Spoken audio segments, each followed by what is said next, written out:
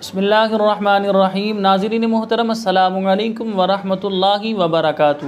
ناظرین محترم، آج ہم سماعت فرمائیں گے نماز تراویح، چوتھی نماز تراویح کا خلاصہ۔ آج کی نماز تراویح میں جو ہم نے قرآن مجید فرقان حمید کی تلاوت سنی ہے وہ چوتھے سپارے کے آخری پاؤ اور پانچواں سپارہ مکمل ہم نے سماعت فرمایا، یعنی سورہ نساء کی تلاوت ہوئی ہے۔ آج کی نماز تراویح میں سورہ نساء ہم نے سنی۔ نساء کہتے ہیں عورتوں کو۔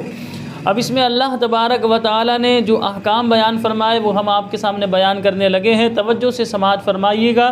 اللہ رب العالمین ارشاد فرماتا ہے، یا ایھا الناس اتقوا ربکم الذی خلقکم من نفس واحدہ، اے لوگوں اپنے رب سے ڈرو۔ اللہ رب العالمین ارشاد فرماتا ہے جس نے تمہیں ایک جان سے پیدا کیا۔ یہ سورہ نساء کا یہاں سے آغاز ہوتا ہے۔ آگے جانے کے بعد اللہ تبارک و تعالی نے نکاح کے حوالے سے ذکر فرمایا، اور دیکھیں ہمارے چینل کا نام بھی نکاح خواہ ہے۔ اب یہاں اللہ تبارک و تعالی نے جو ذکر فرمایا وہ ایک مرد کو 4 شادیاں کرنے کی اجازت عطا فرمائی۔ یہ توجہ سے سنیے گا۔ اللہ پاک ارشاد فرماتا ہے، فَانْكِحُوا مَا طَابَ لَكُم مِّنَ النِّسَاءِ مَثْنَىٰ وَثُلَاثَ وَرُبَاعَ، کہ تم نکاح کرو عورتوں میں سے جو تمہیں پسند آئے، 2 3 4 یعنی شرعی مسئلہ یہ ہے کہ ایک مرد جو ہے اپنے نکاح میں 4 بیویاں رکھ سکتا ہے، لیکن اللہ رب العالمین نے اس بات کا بھی ذکر فرمایا۔ اللہ پاک فرماتا ہے، فَإِنْ خِفْتُمْ أَلَّا تَعْدِلُوا فَوَاحِدَةً، اگر تمہیں خوف ہو کہ تم انصاف نہ کر سکو گے تو اللہ پاک نے فرمایا پھر ایک پر اکتفا کرو، یعنی ایک بیوی ہی اپنے نکاح میں رکھو۔ تو لہذا مذہب اسلام نے ایک مرد کو 4 نکاح کرنے کی، یعنی 4 بیویاں بیک وقت اپنے نکاح میں رکھنے کی اجازت تو دی ہے، لیکن ان کے درمیان عدل کرنے کی جو ہے مذہب اسلام نے تعلیم دی ہے۔ حدیث پاک میں آتا ہے جس کی 1 سے زیادہ بیویاں ہوں گی اور وہ ان کے درمیان عدل نہیں کرے گا، وہ کل قیامت والے دن اس حال میں آئے گا کہ اس کا ایک حصہ فالج زدہ ہوگا۔ یہ اس بات کی نشانی ہوگی کہ اس نے بیویوں کے درمیان عدل نہیں کیا تھا۔ تو لہذا ہمارے مرد حضرات بڑے فخر سے بیان کر رہے ہوتے ہیں کہ بھائی 4 کی اجازت ہے، مذہب اسلام نے مجھے 4 بیویاں رکھنے کی اجازت دی ہے۔ تو میرے بھائی 4 بیویاں رکھنے کی اجازت تو دی، مالی اعتبار سے تو تھوڑا اتنا مضبوط بنے کہ آپ ایک سے زیادہ بیوی کو افورڈ کر سکتے ہیں، یہ تو تھوڑا دیکھیں، پھر آپ وقت بھی نکال سکتے ہیں، دونوں کو ٹائم بھی دے سکتے ہیں، اس بات کا آپ نے خیال کرنا ہوگا۔ اس کے بعد اللہ پاک نے فرمایا، وَآتُوا النِّسَاءَ صَدُقَاتِهِنَّ نِحْلًا، یعنی عورتوں کو جو ہے ان کا جو مہر تم نے رکھا ہے وہ مہر ادا کرو۔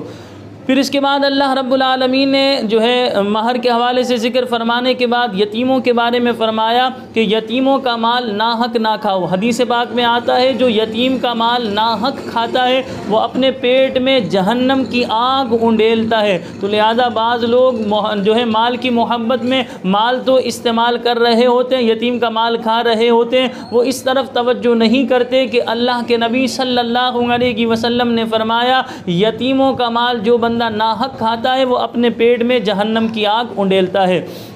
پھر اس کے بعد اللہ تبارک و تعالی نے آگے جانے کے بعد جو ہے وراثت کے مسائل بیان فرمائے، پوری ایک ڈیٹیل اللہ تبارک و تعالی نے وراثت کے حوالے سے ذکر فرمایا۔ پھر اسی جو ہے سپارے کا جو آخری کی آیتیں ہیں ان میں اللہ تبارک و تعالی نے ان کے حوالے سے ذکر فرمایا جن سے نکاح نہیں ہو سکتا، یعنی اللہ پاک فرماتا حرمت علیکم امہاتکم و بناتکم و اخواتکم و عماتکم و خالاتکم و بنات الاخی وبنات الاختی، اللہ پاک نے فرمایا کہ حرام کی گئی تم پر تمہاری مائیں، تمہاری بیٹیاں، تمہاری بہنیں، تمہاری پھپھو، تمہاری خالائیں، اسی طرح جو ہے بھتیجیاں، اسی طرح بھانجیاں، یعنی یہ 7 قسم کی عورتیں ہیں جن سے نکاح نہیں ہو سکتا، ماں، بہن، بیٹی، اسی طرح پھپھو، خالہ، بھتیجی، بھانجی، تو ان سے شرعی اعتبار سے نکاح نہیں ہو سکتا۔ پھر آگے اور بھی نکاح کے حوالے سے مزید اللہ پاک نے تفصیل بیان فرمائی۔ پھر اس کے بعد 5ویں سپارے کا آغاز ہوتا ہے تو اللہ پاک نے فرمایا والمحصنات من النساء، کہ شادی شدہ عورتیں حرام کی گئی، یعنی اس عورت سے نکاح نہیں ہو سکتا جو کسی کے نکاح میں موجود ہو۔ تو یہ انتہائی نازک مسئلہ ہے، بعض لوگ جو ہے جھوٹ بول کر اس طرح نکاح پڑھوا لیتے ہیں کہ ایک خاتون کسی کے نکاح میں ہے اور وہ جھوٹ غلط بیانی کر کے جھوٹ بول کر جو ہے وہ نکاح پڑھوا لیتی ہے۔ تو ایسی صورت میں اگر قاضی صاحب پڑھانے والے کو وہ لا علم ہے، انہیں نہیں پتا، وہ گناہ گار نہیں ہوں گے، لیکن جو لوگ شریک ہیں اس نکاح میں اور ان کو پتہ ہے تو وہ سب لوگ گناہ گار ہوں گے اور یہ نکاح بھی نہیں ہوگا۔ اس کے بعد اللہ تبارک و تعالی نے ذکر فرمایا وَلَا تَقْتُلُوا أَنفُسَكُمْ، اپنی جانوں کو قتل نہ کرو۔ یہاں سے علماء اسلام نے خودکشی کی حرمت کا مسئلہ بیان فرمایا کہ خودکشی کرنا یہ حرام ہے، جہنم میں لے جانے والا کام ہے۔ اللہ پاک نے فرمایا ان اللہ کان بکم رحیما، بے شک اللہ تعالیٰ تم پر تو رحم چاہتا ہے، بے شک اللہ تعالیٰ تم پر مہربان ہے۔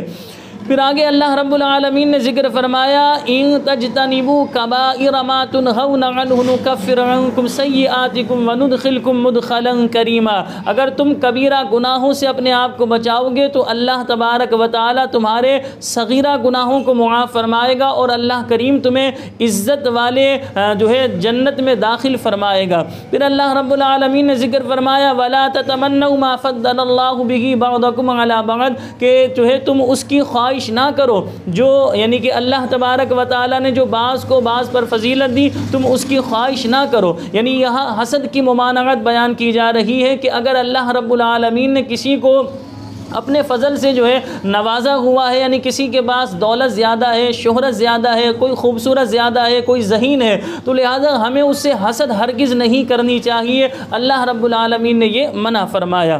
پھر اس کے بعد اللہ پاک نے فرمایا الرجال قوامون علی النساء، کہ مرد جو ہے وہ عورتوں پر افسر ہیں۔ اس کے بعد پھر اللہ رب العالمین نے اس حوالے سے ذکر فرمایا اگر جو ہے میاں بیوی کے اندر نا اتفاقی ہو جائے تو وہ صلح کی ایک صورت اللہ تبارک و تعالی نے ذکر فرمائی۔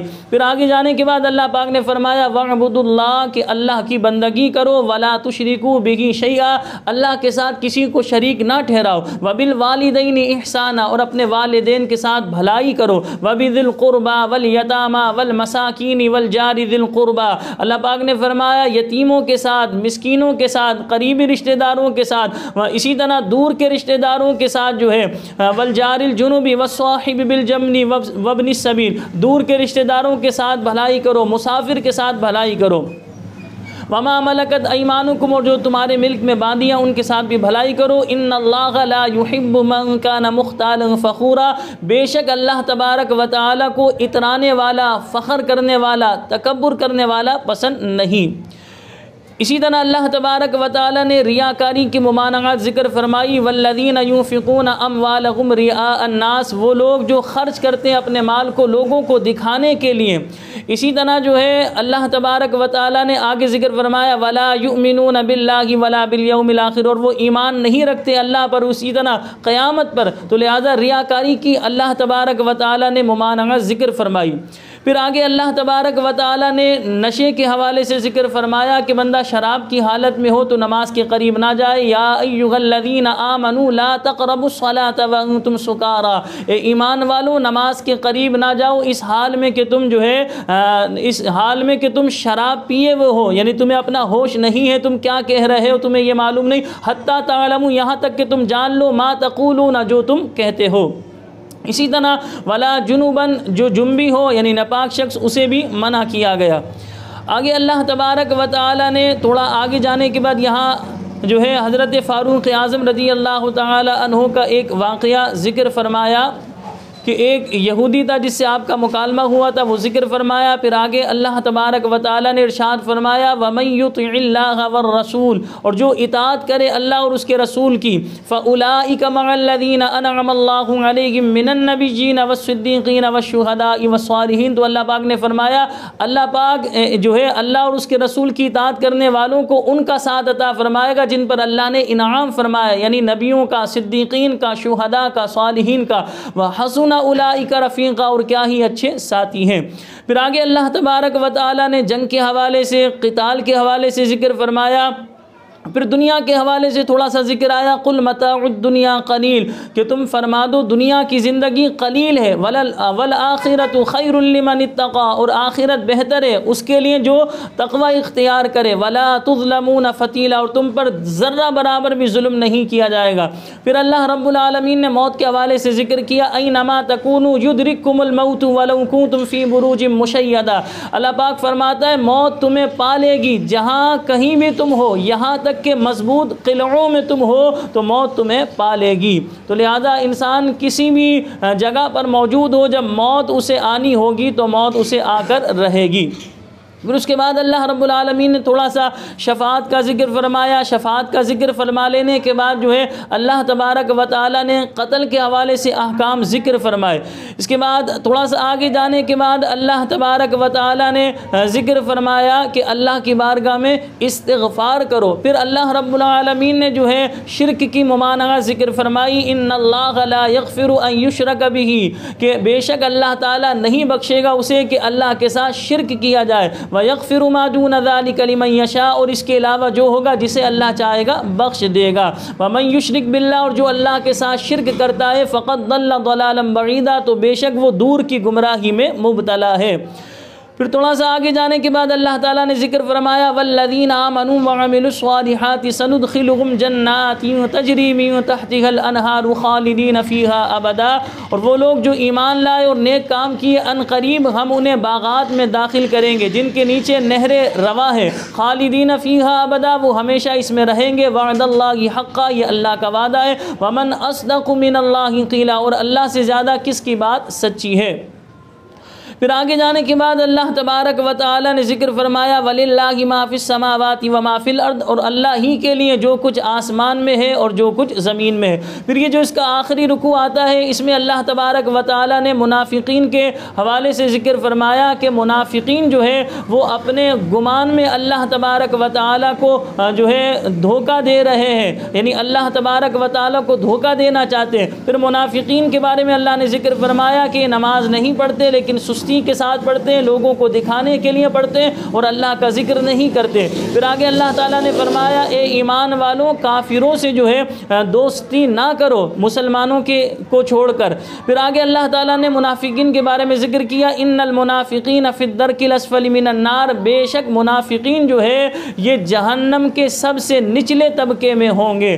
آخری آیت ما یفعل اللہ بعذابکم ان شکرتم وآمنتم، اور جو ہے ایمان لے کر آئے اور شکر کرے تو لہذا اللہ تبارک و تعالی اسے عذاب نہیں دے گا. وکان اللہ شاکرا علیما، اور اللہ تعالی قدر کرنے والا جاننے والا ہے. یہ آج کی تراویح کی آخری آیت ہے. اس طرح ہمارے 5 پارے مکمل ہوئے. یہ سورہ نساء آج ہم نے نماز تراویح میں سنی تھی. ابھی 6 سپارے کے جو ہے پاؤ پارے میں جو ہے سورہ نساء باقی ہے. انشاءاللہ زندگی رہی تو کل کی نماز تراویح میں ہم سنیں گے تو وہ آپ کے سامنے بیان کریں گے. آپ سے گزارش ہے آپ خود بھی ان پروگرام کو دیکھیں، دوست احباب میں شیئر کریں. مجھے اپنی خاص دعاؤں میں یاد رکھیے گا. السلام علیکم ورحمۃ اللہ وبرکاتہ.